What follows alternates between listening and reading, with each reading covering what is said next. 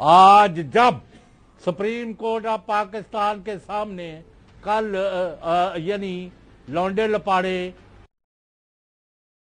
عام ترین شخصیات کے بارے میں، تو اس کے بعد شرم بھی کوئی لفظ رہ گیا؟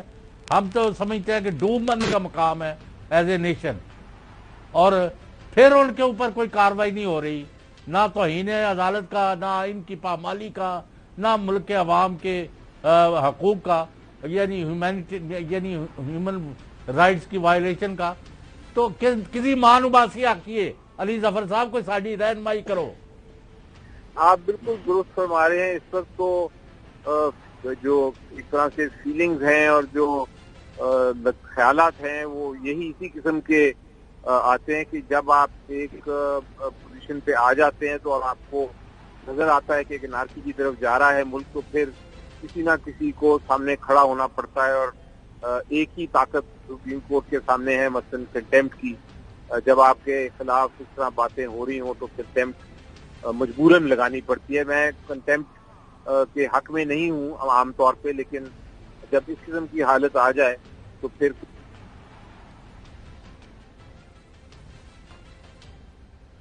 آواز کٹ گئی۔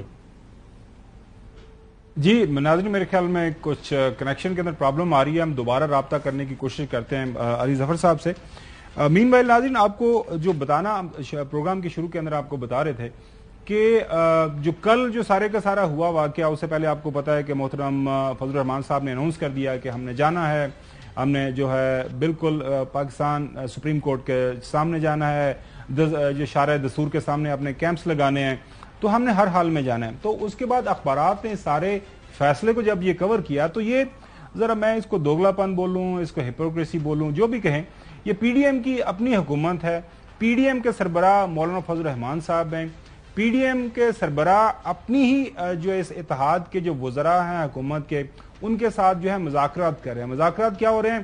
جناب اعلیٰ مولانا صاحب ضد کر رہے ہیں کہ میں نے شاعر دستور پہ جانا ہے، اور پی ڈی ایم کے وزراء کہہ رہے ہیں نہیں ادھر نہیں جائیں، ادھر ڈی چوک پہ چلے جائیں۔ آج سارے اخبارات کے اندر یہ جو کوریج ہوئی ہے اس کو دیکھیں، اسے آپ کو اندازہ ہو جائے گا کہ ہینڈ ان گلو اپروچ تھی، ڈیسائیڈڈ تھا جانا ہے، اور کس طرح وہ گئے آج ہم آپ کو فوٹیج بھی دکھائیں گے۔ پہلے یہ اخبارات کے تراشے جو ہے پروڈیوسر صاحب اگر دکھا دیں، نمائے وقت سے لے کے آنورڈ تمام جو بڑے اخبارات ہیں۔ خاور صاحب ہے، سن لو۔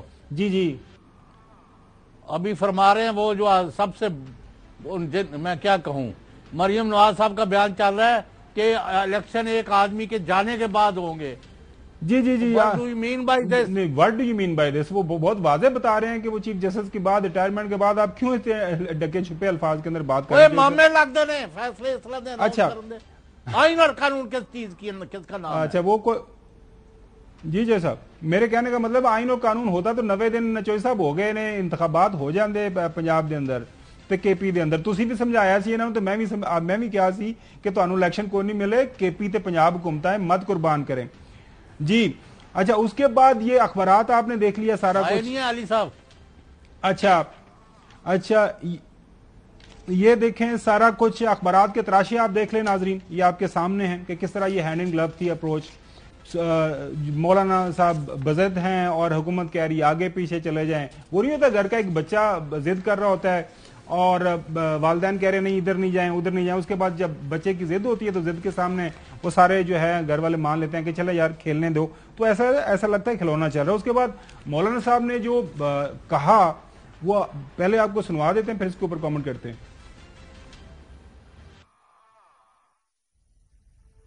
کہ اب سپریم کورٹ کے رویے کے خلاف احتجاج ہوگا۔ سوموار کے دن پوری قوم اسلام آباد کی طرف روانہ ہو جائے، سپریم کورٹ کے سامنے بہت بڑا دھرنا دیا جائے گا، زبردست احتجاج کیا جائے گا۔ اگر کسی نے ہماری طرف ٹیڑھی آنکھ سے دیکھا، کسی نے ہم پر ہاتھ اٹھانے کی کوشش کی، تو ڈنڈے سے بھی جواب دیا جائے گا، روڑے سے بھی جواب دیا جائے گا، مکے سے بھی جواب دیا جائے گا، اور تھپڑ سے بھی جواب دیا جائے گا۔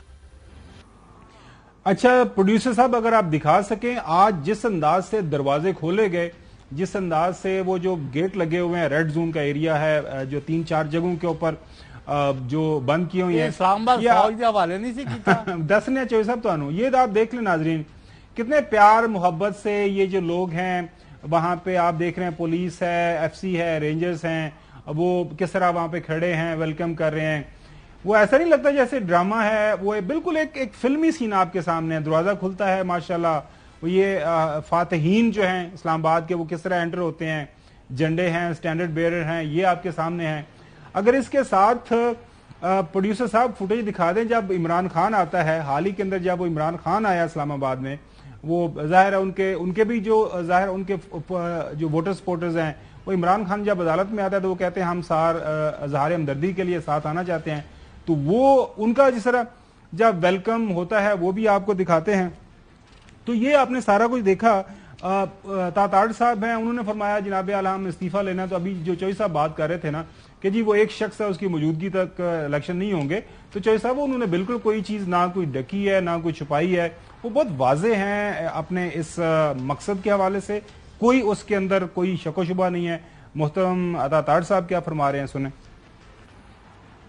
اس کے بعد احسن اقبال صاحب ہیں, انہوں نے جو فرمایا وہ ان کی کیا خواہش ہے, جو آج ہم نے پارلیمان کے اندر جو کچھ ہوا وہ بھی دیکھ لیں ذرا.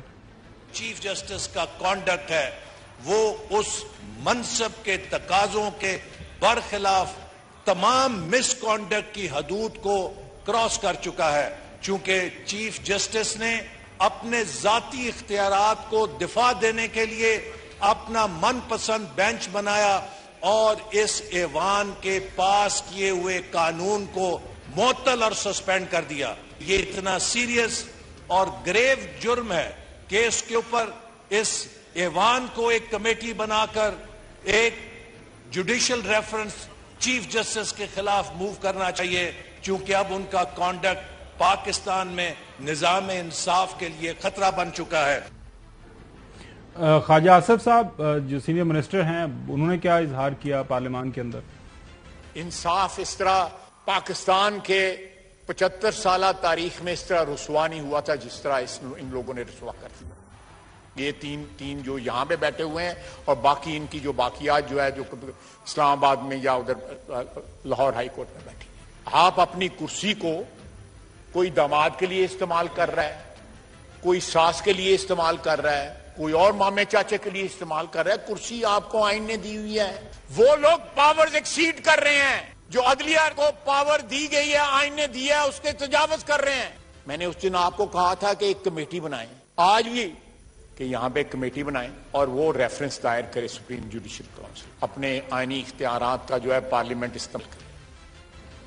ناظرین, یہ جو کہا جاتا ہے نا پہلے فیصلے ہوتے ہیں بند کمروں کے اندر, ساری جو سیٹنگز ہو جاتی ہیں, کیا کرنا ہے پارلیمان کے اندر, کیا بولنا ہے, کیا ڈیمانڈ کرنا ہے.